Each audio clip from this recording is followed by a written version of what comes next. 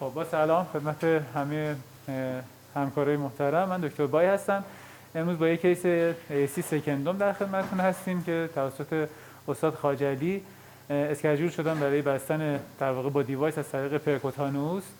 من خدمت همکارانم هستم، فلوهای محترم آقای دکتر عبدالکریم، آقای دکتر معیجی تکنسین اتاق اسدی و همکار محترم بیهوشی خانم نادری و همکاران محترم اکوکاردیوگرافیست برای اینتراپروسیجر اکوکاردیوگرافی سرکار خانم دکتر ممتاز در خدمتتون هستیم. کیس در واقع تقریبا روتینیه که سایز خیلی بزرگی نداره. ایشون با تنگی نفس پرزنت شده بودن. توی بررسی ما الان مریض رو در واقع کاتتریسم راست انجام دادیم. فشار پولمونر 30 داره و QP به QS 2 داره که در واقع کاندید شده برای بستن با در واقع ASC دیوایس کلوزر و خب توی اکومری قبلی که انجام داده بود ریمای مناسب داشت برای این کار و خب ما آوردیم که در واقع ASC رو ببندیم. در خدمتتون هستیم.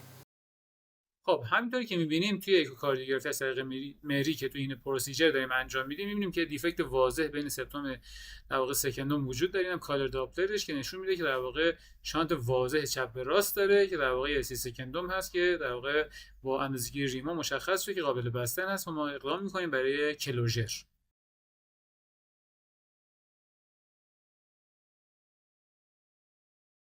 خب ما از طریق اکسس فمورال از ورید فمورال کاتتر ایوان رو میبریم بالا برای اینکه وارد دهلیز راست بشیم. بفهمید؟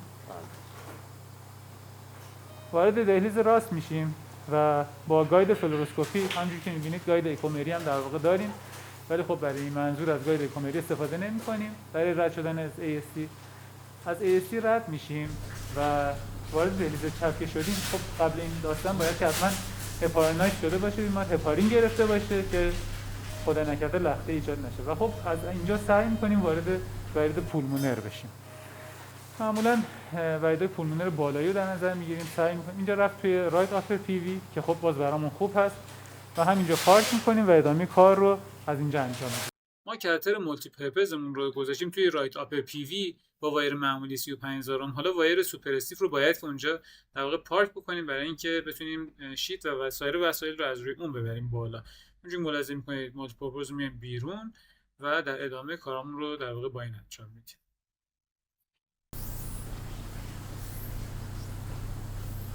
اینجا میبینید که در واقع سوپر استیف اونجا پارکه و ما حالا شیت رو میبریم بالا.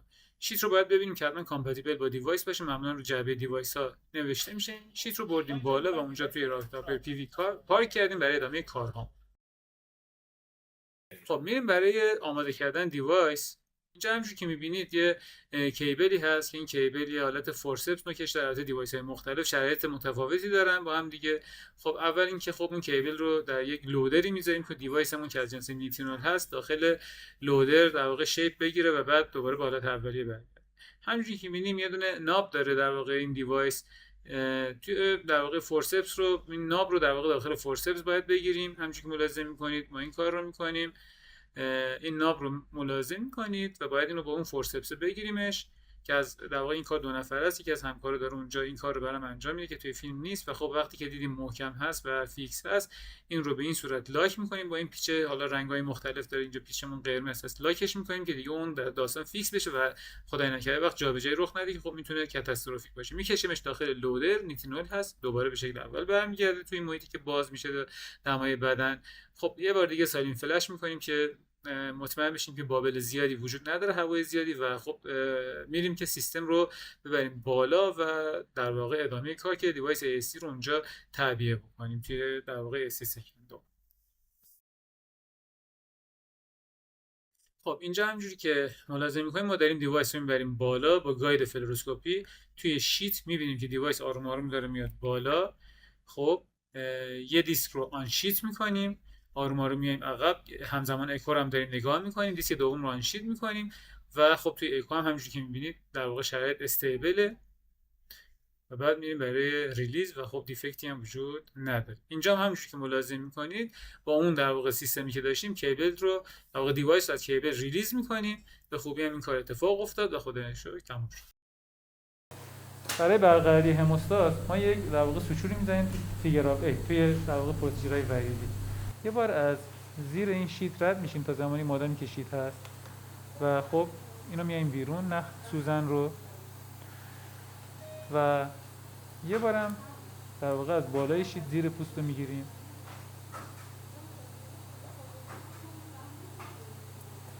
وقتی که این کار رو کردیم از یکی از همکارا میخوایم که اینو بکشن شیت رو بیرون و همزمان با هم این رو گره رو سفت‌تر میکنیم. بیاید بیاید کامل بیرون. بالا فشار بده. بیاین کامل بیرون. نه نیازی نیست. بیاین بیرون. بیا. خب همونجوری که می‌بینید هم استاد خوبی برقرار شد و این گره رو یه مقداری سفت‌تر می‌کنیم و خب کارمون تموم هست. البته خب یکی سشن مثل همین پروسیجرهای دیگه لازمه که اینجا استفاده بشه برای حداقل نیم ساعت یک ساعت که در واقع این کم فشارمون در واقع لاین کم فشارمون هموستات کامل برقرار بشه. گره رو خب محکم‌تر می‌کنیم و پروسیجر تمام میشه. با سلام، همونطور که استاد بای الان براتون در اتاق آنژیوگرافی توضیح دادم، بیمار خانم جوانی 37 ساله‌ای بود که با تشخیص بیماری مادرزادی قلبی سوراخ بین دهلیزی در واقع مراجعه کردن و الان عمل بستن براشون انجام شد. خب تصور میکنن اکثرا که بیماری های مادرزادی قلب باید توی همون بعد به تولد یا بچه وقتی که 2-3 سالشه تشخیص داده بشه، در حالی که میبینیم که این بیمار خانم 37 ساله‌ای بودن و تازه این بیماری براشون تشخیص داده شده و واقعا نه اینطوری نیست که همه بیماری های مادرزادی قلبی را تو همون سن پایین تشخیص بدیم. بعضی از این بیماری ها مثل همین نقص دیواره بین دهلیزی ممکنه که در سنین بالا، یعنی از 30 سالگی به بعد حتی تشخیص داده بشن، با خستگی، تنگی نفس، تپش قلب. این هست که خب این تصوری که فکر کنیم یه بیماری مادرزادی قلب همیشه در سن پایین ممکنه تشخیص داده بشه درست نیست و بعضی از اینها ممکنه که واقعا در سنین بالا تشخیص داده بشن. در هر صورت اگر علامتی مثل تنگی نفس، تپش قلب احساس میشه، حتما باید به دکتر قلب مراجعه بشه. دکتر قلب معاینه کنن، نوار قلب میگیرن، اگر نیاز هست اکو میگیرن و در اکو به این بیماری در واقع شک میکنن یا تشخیص میدن و بعد همونطور که الان دیدید اکثر این نقایص دیواره بین دهلیزی قابل بستن با وسیله از طریق آنژیوگرافی هستند که امروز هم برای این خانم همین کار انجام شد. به جای عمل قلب باز و اینکه قفسه سینه‌شون باز بشه و این سوراخ بسته بشه، از طریق آنژیوگرافی با یک وسیله مخصوص این کار انجام شد و نتیجه هم بسیار عالی بود.